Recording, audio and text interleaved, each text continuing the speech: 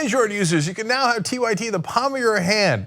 Our TYT app is available for download in the Google Play Store. Just go to tyt.com/app to find out more. Attacks toward the media have intensified under the Trump administration, and there's good reason for that.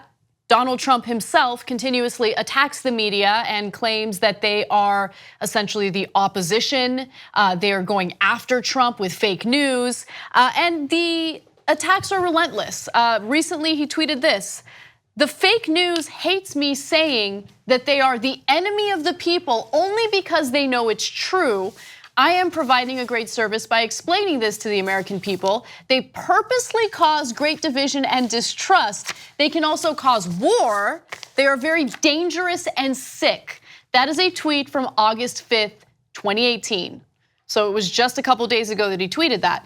Now, let me jump in for a sec, because look, there's one part that I think of that tweet that I think is getting unfairly attacked, and that might come as an ironic defense for me because I can't stand almost anything that Donald Trump does. But the part where he says they cause war. 7 out of 10 Americans believe that Saddam Hussein personally attacked us on 9/11 when he had not. And that was partly because the mainstream media went along with right-wing talking points. Now, are they starting wars on behalf of progressives? No. Progressives don't want any wars. So look, I disagree with you on that, because look, the media is not starting the war. The media might be complicit. Yes, okay, fair. So saying that they're complicit, saying that they just regurgitate right-wing talking points, that's fair. But to say that they're the ones who essentially orchestrate war or start war, no, they don't do that. Well, it is the right wing, it is moneyed interests in the United States. I don't agree, because Fox News is part of the media, and they definitely helped to start the Iraq war. They're trying to start the Iran war as we speak. And Roger Ailes was totally in favor of that, and so was Rupert Murdoch.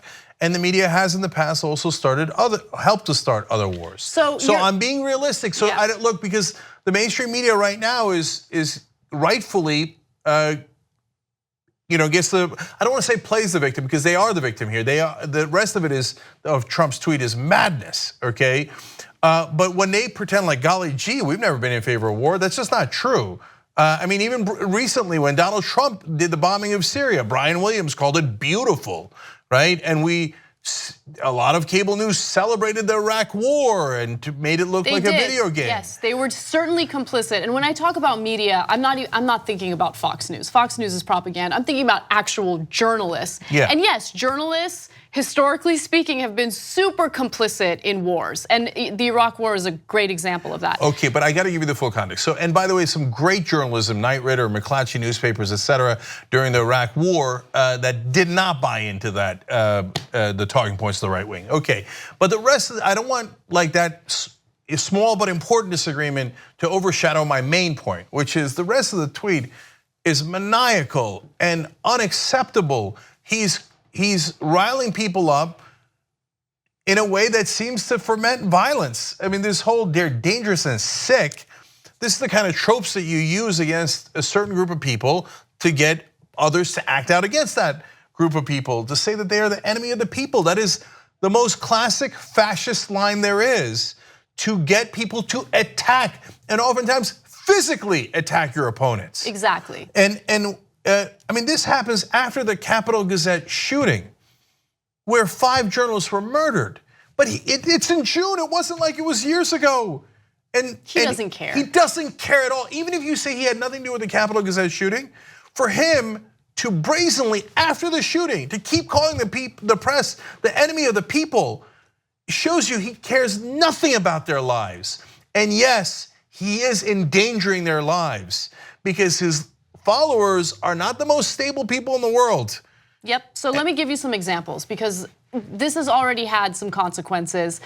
So let's start off with what's going on with the New York Times. Now, the New York Times has the resources to do this, but keep in mind that there are a lot of news organizations, independent news organizations that oppose Trump, who do not have the same resources. The New York Times publisher, A.G. Sulzberger, told Trump during a meeting last month that the outlet had placed armed security guards outside its offices in response to an increase in threats against reporters. Now, if you'd like to hear one of those threats, all you have to do is listen to a recent episode of Greta Brawner's show on C-SPAN.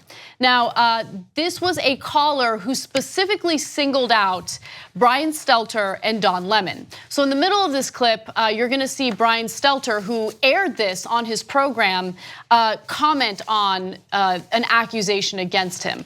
But with that said, take a listen to what this caller had to say about these news people.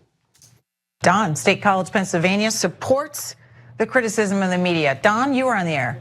Good morning. Morning. It all started when Trump got elected.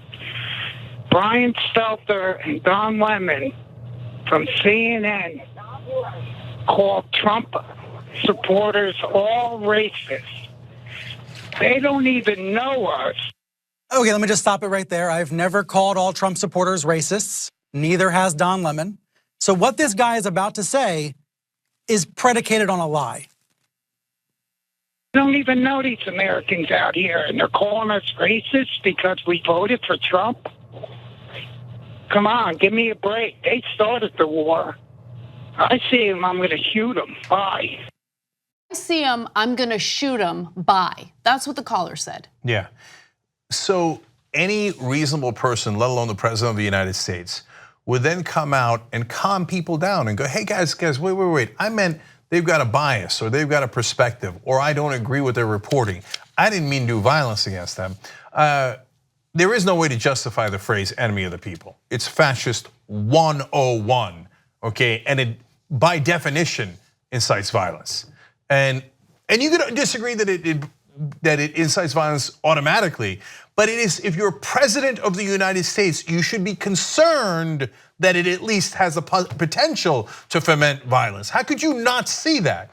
The thing is, he does see it, he doesn't care because he's the guy who incited violence at almost all of his rallies during the campaign. He said, punch him in the face. He said, take him out on a stretcher. He doesn't mind violence. And so, look, Stelter had to say, correct the record, it's true. Stelter and Don Lemon have never called Trump voters racist. But so what if they had? Now, I don't think it's all Trump voters at all. We've had a lot of discussions about this, but are some Trump voters racist? Yes, they are.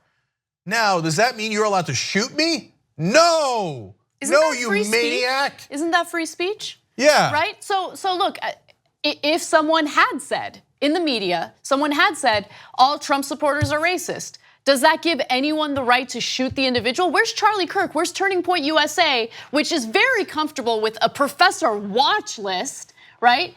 Because they care about free speech on college campuses. But they're not speaking out about this. They're not speaking out about someone who's threatening to murder journalists because of something they allegedly said. I mean, it's all so incredibly infuriating.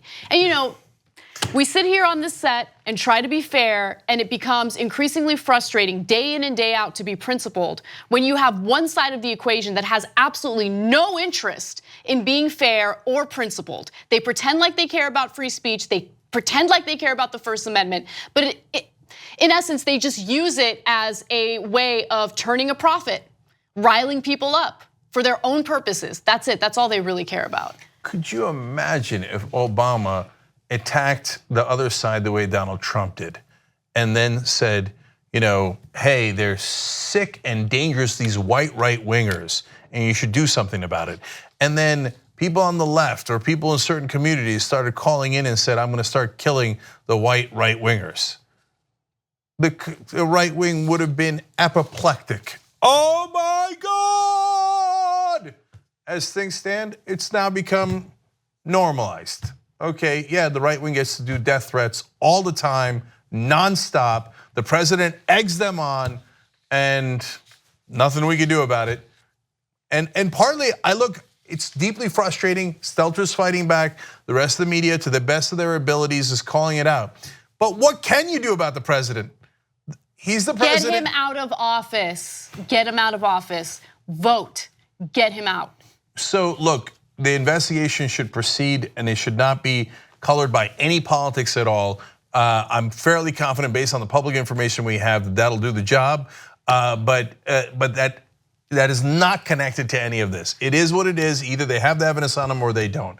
But in terms of the Republicans that have been covering up for him and trying to end all the investigations, there is something you could do about that. And that's in November in 2018.